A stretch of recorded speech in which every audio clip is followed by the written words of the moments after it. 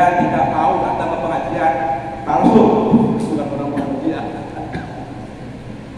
Mana ada wali songo ngajak dirinya sendiri nggak mampu, apalagi ngajak orang lain. Ajakkan diri sendiri dulu, istri, anak. Ini ngajak dirinya sendiri nggak mampu, padahal dia orang Muhammadiyah. Berarti ditanyakan ke orang Muhammadiyah kalau nggak pernah ngaji. Macam-macam apa? Paling sukan tanpa sholat, ibadah. Juga si YouTuber atau ustaz-ustaz nasional, beda pak. Ini mah ada silaturahmi, ada kegiatan sendiri lah, saling mengenal, saling. Apalagi katanya lebih awal, ngobrol dulu, itu penting. Jadi hadir di pengajian itu awal atau terlambat itu tergantung ruh jihad, semangat jihad dalam dirinya. Kalau semangatnya kurang ya terlambat terus kalau maju dan berangkatnya kan bertekan. Atau kadang-kadang kalau yang hilang ruh jihadnya nggak pernah ngaji. Makanya orang Muhammadiyah pengajiannya kurang berkualitas. Kalau kurang berkualitas, Anda yang di pengajian ke sini. Makanya kata Rasulullah, kun aliman, jadilah orang yang alim, berilmu, menyampaikan di sini. Aduh, saya bukan orang alim. Au aliman yang mau belajar. Kalau kita nggak alim, nggak siap menyampaikan materi, belajar. Nomor au mustami'an, mendengarkan aja lah. Kalau belajar tuh bawa buku catat. Kalau nggak bawa buku, mustami'an, pendengar. Nanti sampai rumah juga hilang. Tadi tuh ngaji itu apa yang nggak tahu, lupa. Kalau ada tulisannya catat ini. Oh ya. Au muhibban, paling kita seneng. Saya nggak bisa hadir ke sini, yaudahlah kirim akuannya aja dengan kuenya yang enak-enak atau dikasih makan siang. Itu muhibban. Wala ta'mul qawisa, jangan jadi yang kelima. Bisanya main gol, selang tokas sedikit. Udah di sini si patron, sama buahnya. Jadi bisanya main gol, selang, jangan. Ini simbol kemunduran. Kalau merasa suatu pengajian kurang berkualitas, silakan ada yang isi. Saya siap mengisi. Gitu. Pokoknya maido itu celama. Pengajian. Kita di sini itu sumpah kok. Kenapa sih itu kenal apa? Dari Indramayu. Coba sekali dari pusat, sobat, atau siapa lagi ya? Bukan nasional. Itu hanya biasanya main. Memang kalau kelas kita ya balik ani walau sampai kata itu walaupun satu guru al-Islam di Syria bisa memberikan materi. Tapi bila perlu banyak juga guru al-Islam dengan guru yang diterima tetap memberikan materi. Jadi sehingga kualitasnya kalau kita menyampaikan materi itu kualitasnya itu meningkat. Jadi orang Muhammadiyah itu berantak. Pikir-pikir dulu dari orang Muhammadiyah itu. Kalau dirasa nggak kuat kita keluar aja lah dari Muhammadiyah. Bukan hanya sekedar orang Islam, harus aktif organisasi. Ada rapat, mani-mani rapat. Sudah apa sudah apa? Kemarin ada undangan pengajian. Mani-mani pengajian Muhammadiyah, rapat pengajian. Pasti itu. Kalau nggak mau rapat, mau hadir pengajian, tidak usah jadi orang. Itu makanya kalau kajian itu harus istiqomah. Kadang-kadang istri itu anak juga bantu-bantu pak. Ini apa sih ngaji itu? Kadang-kadang istri begitu. Atau istrinya ngaji, suaminya yang ngalang-ngalang. Itu jangan dibalik lah. Ini apa sih ngaji itu? Kadang-kadang seperti itu. Jadi kalau bisa pengajian itu istrinya di bawah. Maksud saya itu menjadi istri ya setelah pengajian. Oh itu hadir di pengajian Asia. Lama-lama jadi pelopor pengajian Asia. Jadi kalau bisa ya istri kita juga harus aktif di pengajian supaya masuk surganya baik-baik.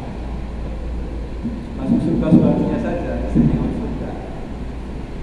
Akhirnya istrinya kadang-kadang nggak sholat kalau pada suaminya karena nggak ikut pengajian. Jadi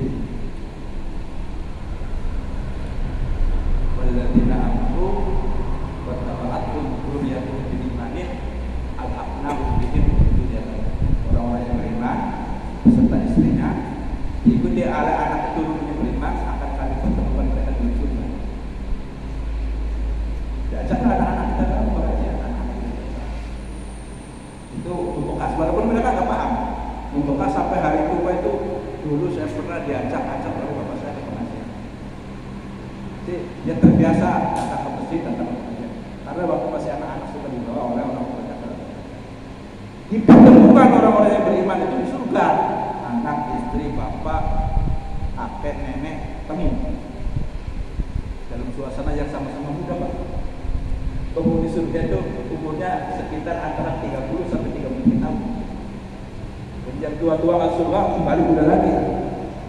Sebaya lagi dengan anak-anak dan cucunya. Coba yang umurnya 30 tahun. Ada nggak sini? Mas berapa Mas? 22. Ini berapa? 28. Yang 30 tahun. Ya kurang-kurang seginilah. 30 tahun. Mudah-mudahan lagi. Kakaknya saya kembali muda lagi. Dengan ibu, dengan nenek sebaya. Jadi nggak ada yang ngomong-ngomong masuk surga, nggak ada. Bibinya normal lagi. Lagi Pak.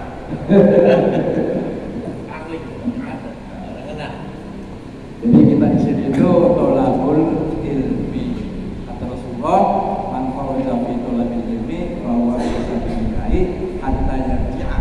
Siapa yang keluar dari rumahnya untuk menuntut ilmu, maka ia itu berada di jalan Allah sampai yang pulang. Kita ini jihad, menuntut ilmu itu jihad. Jihad kita sekarang bukan perang dengan musuh buat. Mau perang dengan siapa sih kita? Jihad sekarang ini datang ke pengajian ini jihad. Mengorbankan program-program yang lain. Maksudnya hari ini kita tuh ke Dragon Ball, Softball, shopping, uang masih banyak kan. Mestinya makanya di restoran itu, restoran Padang, rumah makan sederhana di Sembol itu yang enak. Tapi berhubung ada pengajian, saya tetap pengajian. Tetap pengajian adalah jihad fisabilillah. Kata siapa? Kata Rasulullah. Man kharaja fi thalabil ilmi fa huwa fisabilillah hatta yarji'a. Siapa yang keluar dari rumahnya untuk menuntut ilmu, maka ia berada di jalan Allah sampai ia pulang. Makanya tadi saya katakan yang hadir di sini itu orang yang mempunyai ruhul jihad, yang mempunyai semangat jihad. Nanti akan diangkat derajatnya oleh Allah. Yarfa'illahu alladziina aamanu minkum walladziina utul ilma darajat. Allah akan mengangkat derajat kemuliaan orang yang beriman dan orang yang berilmu. Kalau kita hanya beriman saja nanti kadang-kadang mudah ditipu oleh orang. Tapi perlu berilmu. Kalau berilmu saja nggak ada imannya, jahat. Punya pistol di bawah orang beriman ya aman untuk bela diri. Tapi kalau pistolnya di bawah orang yang tidak beriman untuk merampok. Jadi iman dan ilmu itu harus seimbang. Kita beriman dan kita berilmu. Allah akan mengangkat derajat kemuliaan kita kalau kita punya iman dan punya ilmu. Iman tanpa ilmu apa? Buta. Ilmu tanpa iman tersesat.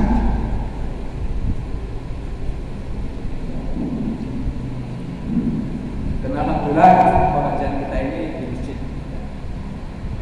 Kata Allah itu dalam surat At-Taubah, jangan kita berharap orang musyrik, orang kafir, orang munafik memakmurkan masjid, jangan berharap.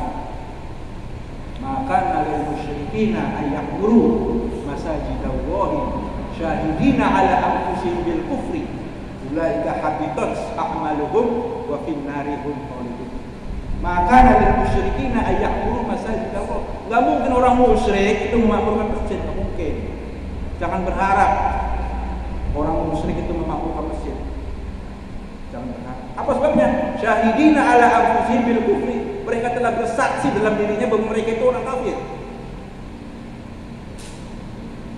Ulaika habitat a'maluhum.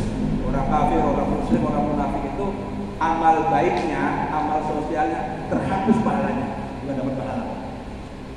Sehingga mereka itu nanti masuk dalam neraka.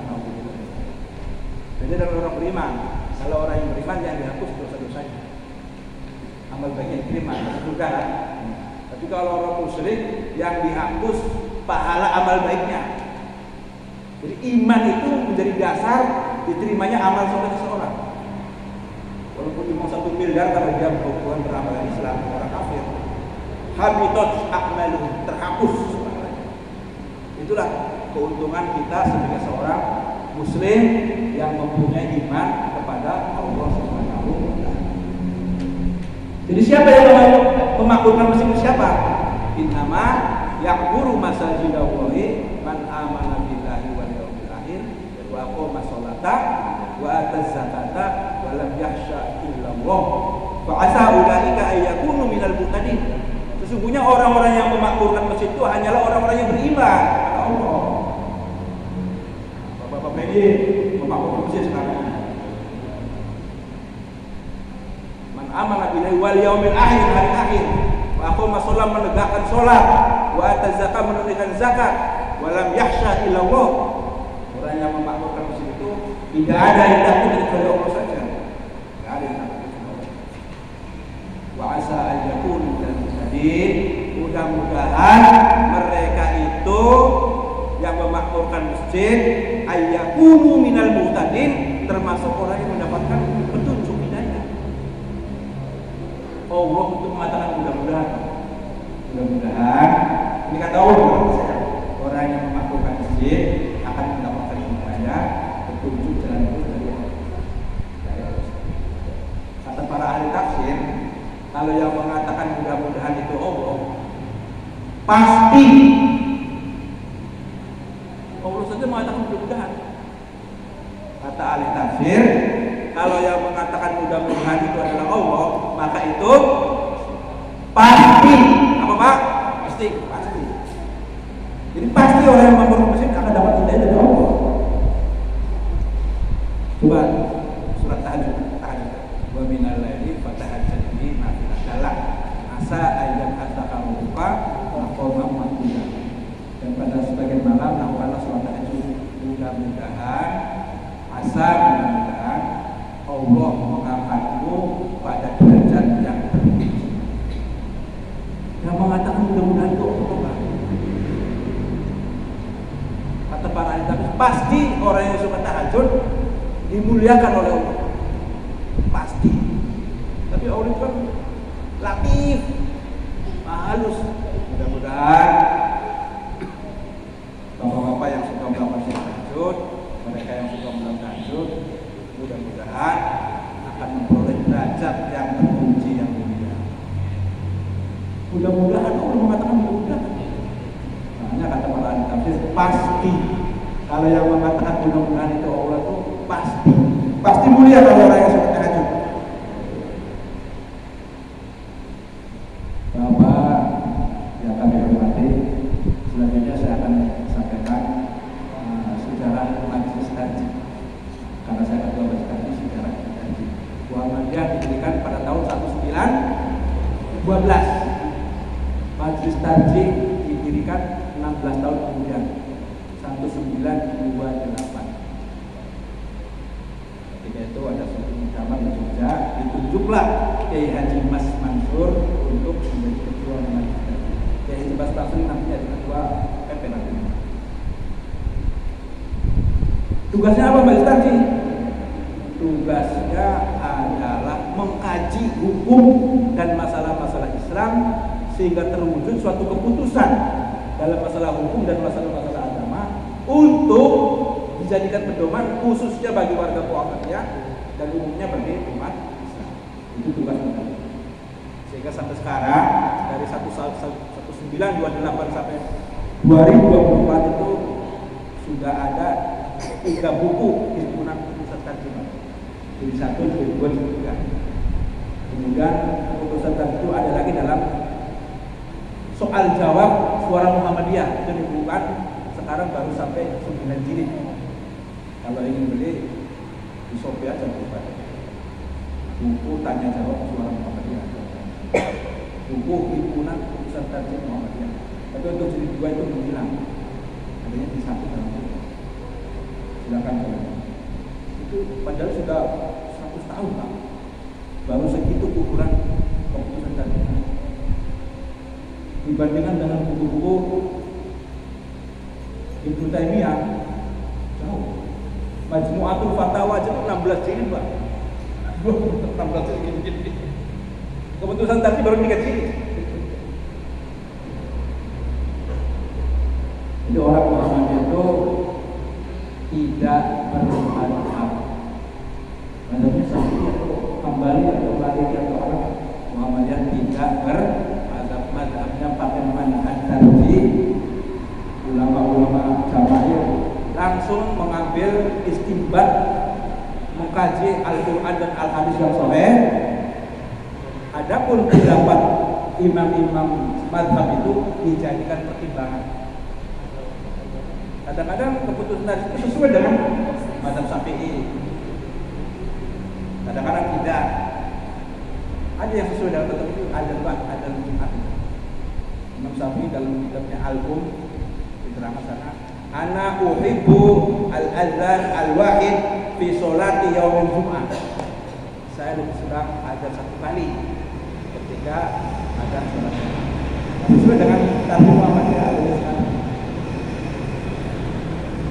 Tapi di masyarakat itu ada 2 kali, itu nggak sesuai dengan keinginan Imam Syafi'i. Itu. Jadi kalau Bapak ingin tanya hukum, bagaimana menurut tarjih Muhammadiyah, buka aja Google. Buka Google. Atau yang suara Muhammadiyah langganan kan ada tanya jawab. Nantinya akan dibukukan juga menjadi sebuah buku. Setelah sekian tahun jadi buku nantinya. Sekarang itu baru sampai jilid 9 Pak. Tanya jawab agama Islam di tarjih Muhammadiyah itu sampai jilid 9. Maka Bapak kalau punya banyak rezeki pilih langsung baca-baca. Kadang-kadang keputusan tarjih itu tidak diamalkan oleh warga Muhammadiyah, ya nggak apa-apa. Ini loh Muhammadiyah, kalau Anda nggak mengamalkan karena kurang yakin, ya sehingga akhirnya tidak mengamalkan. Saya juga lihat banyak contoh. Saya buat mau mengkritik bukan, hanya untuk contoh aja. Bagaimana keputusan tarjih Muhammadiyah tentang hukum merokok?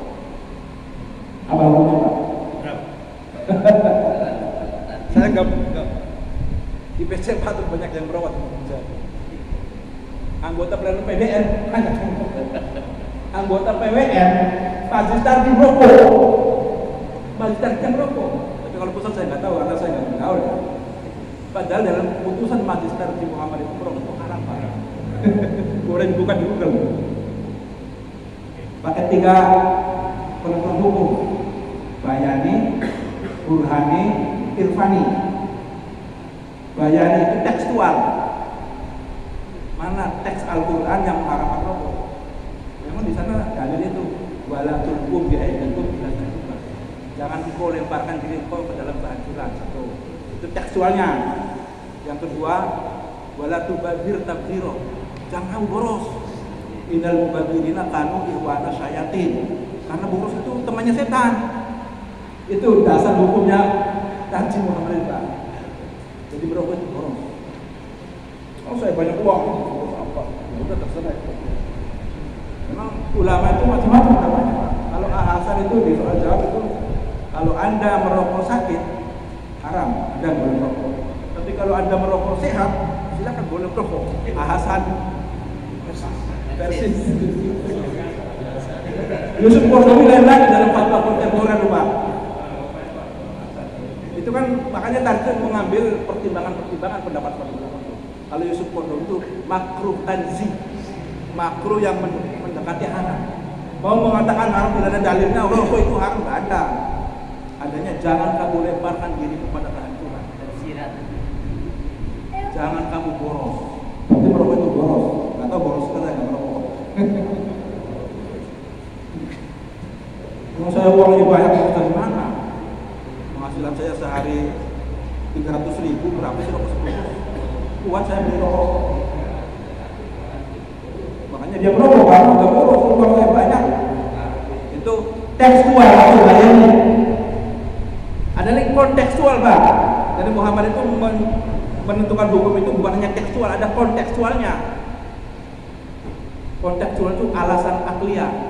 Rokok itu merusak jantung, merusak paru-paru, merusak apa lagi? Gangguan lain. Menimbulkan kanker.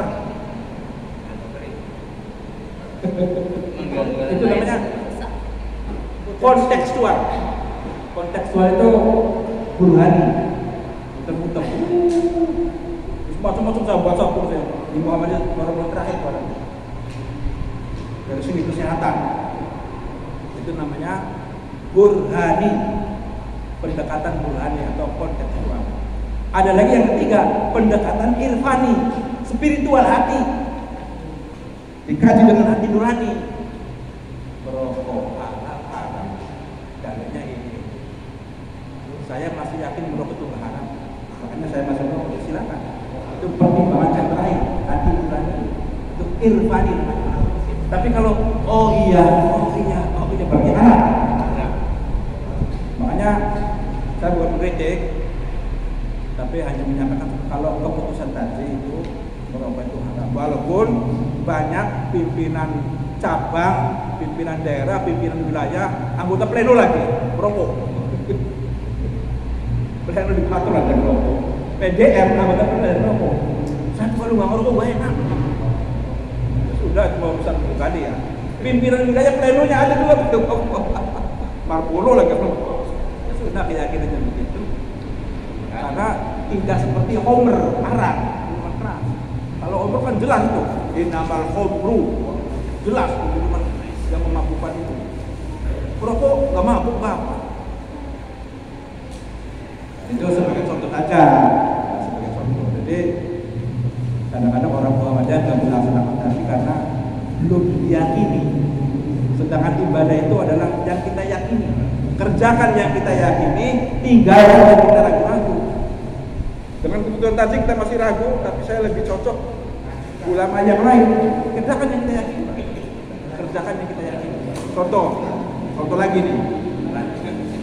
Ketika imam membaca Al-Fatihah jar, Bismillahirrahmanirrahim, Alhamdulillahirabbil alamin. Menurut Tarjih Muhammadiyah, makmum juga harus membaca. Ikuti. Tapi di Papua itu banyak yang mengikuti, tidak membaca. Karena pakai pendapatnya Al-Hasan. Kalau menurut Al-Hasan itu wa idza quri'a al-Qur'anu fastami'u lahu wa'qilu. Kalau dibacakan Al-Qur'an, dengarkan dan diamlah. Berarti mendengarkan saja dengan perhatian. Bisanya jaharkan untuk dengarkan. Itu kata Al-Hasan. Tapi dalam Tarjih Muhammadiyah kita suruh membaca. Jadi ibadah itu dak mayuribuka ila ma la yuribuka. Kerjakan yang kita yakini, tinggalkan yang kita ragu-ragu.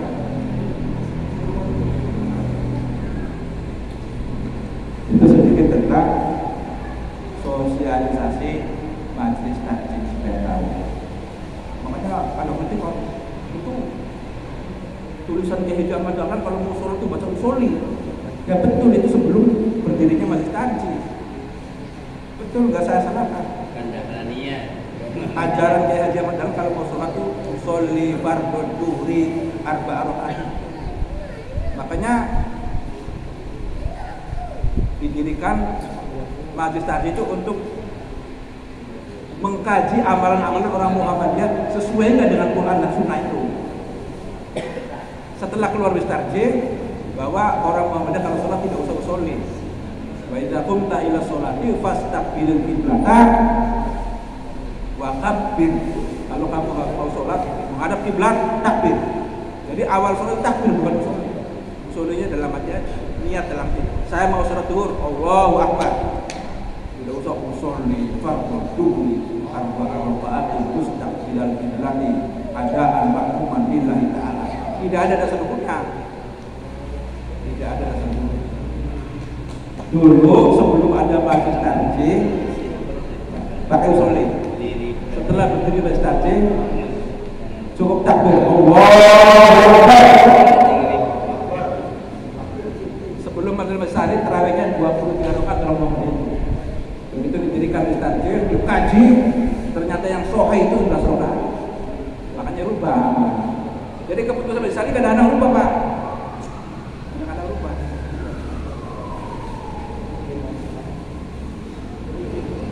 Dulu itu Pak memasang gambar foto Kiai Ahmad Dahlan. Itu keputusan takjil Arab itu. Tapi ada tarjah baru dibolehkan, asal tidak mengabulkan, memutuskan. Nggak boleh itu kalau memutuskan.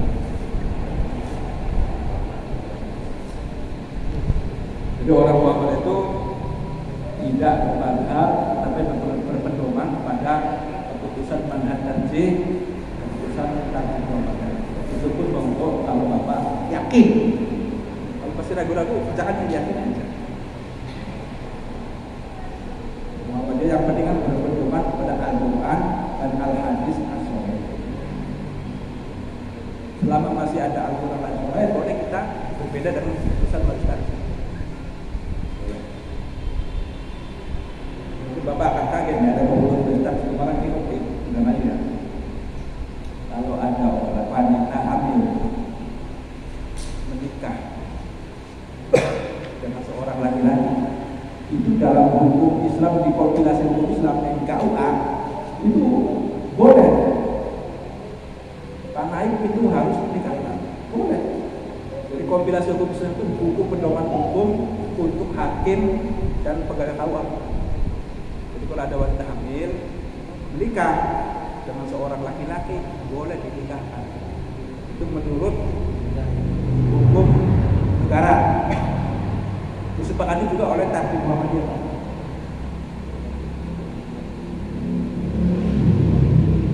Dan anaknya itu bin suaminya yang menikah itu.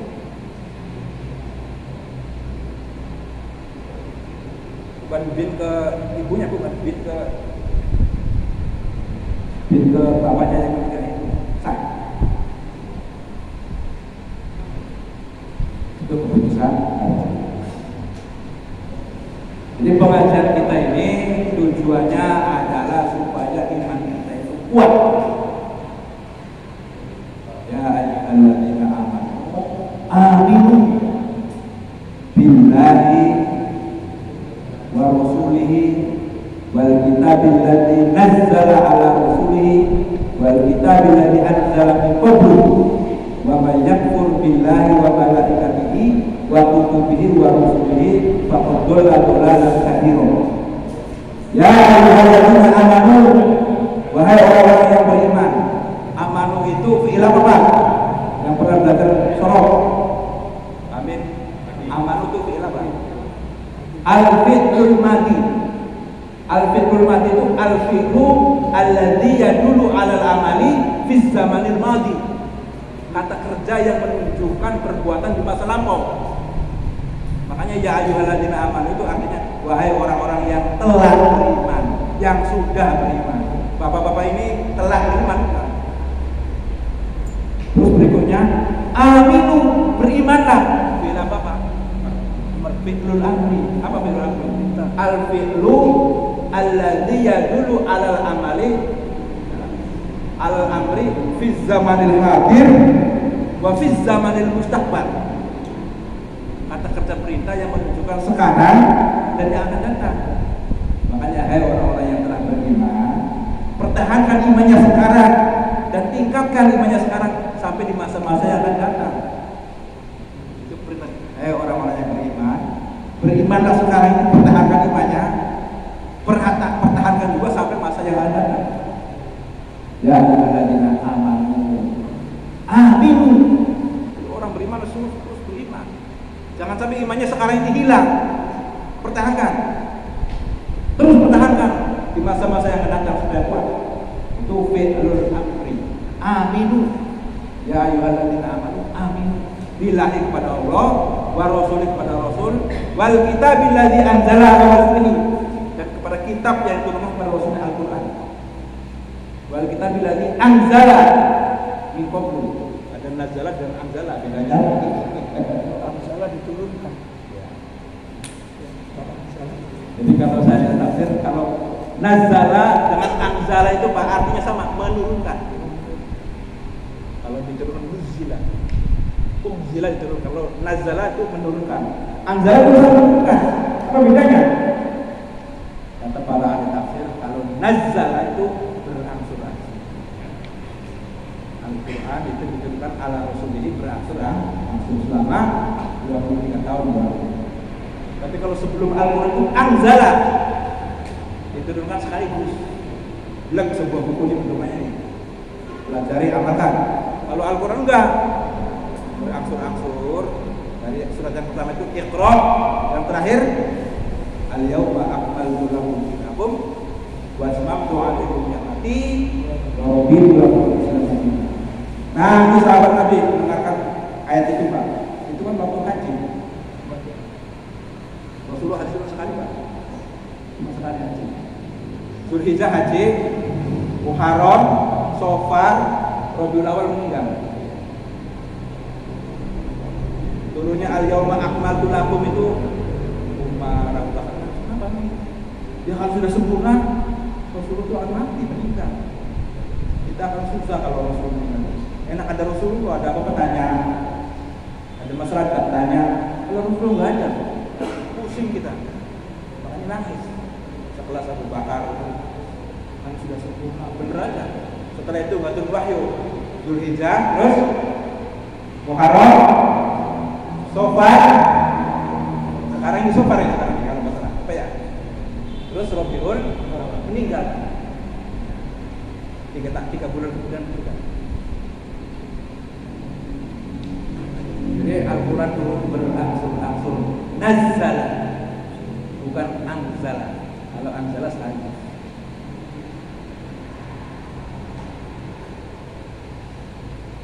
Kata Syekhul Islam Ibnu Taimiyah, al-imanu yazidu wa yanqus. Iman kita itu kadang-kadang bertambah, kadang-kadang iman kita itu kadang kuat, kadang-kadang lemah. Lemah itu pada semangat. Kapan iman kita itu kuat? Yazidu bita'ah. Iman kita ini akan kuat kalau kita ini banyak taat kepada Allah, banyak beribadah kepada Allah. Surah Al-Baqarah dikerjakan, surah sunnahnya kalau sudah dikerjakan, senang baca Al-Quran, aktif di pengajian, iman kita itu kuat. Tapi kalau banyak maksiat, senang mabuk, senang minum, senang judi, betul orang Islam itu imannya lemah. Sholatnya juga enak ya, maghrib juga ya. Subuh, kawana sholat subuh, bisa pukul.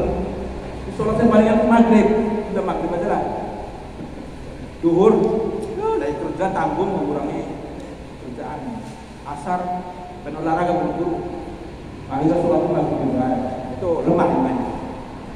Iman kita ini akan kuat kalau banyak taat beribadah kepada Allah.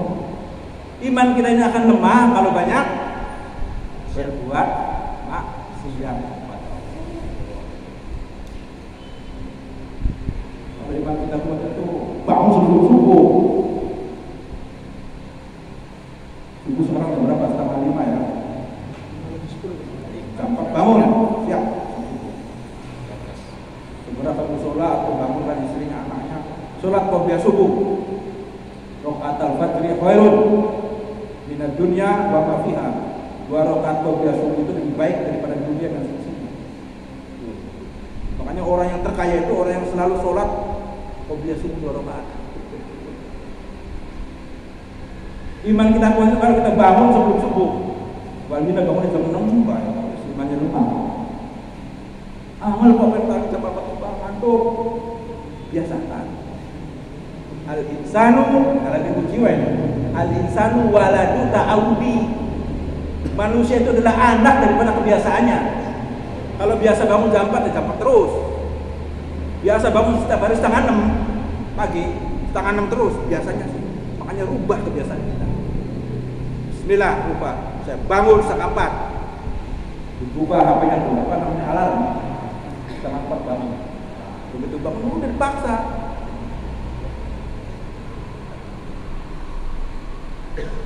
Masih ada waktu sholat tahajud. Paling sedikit 1 rakaat tahajud. Witir.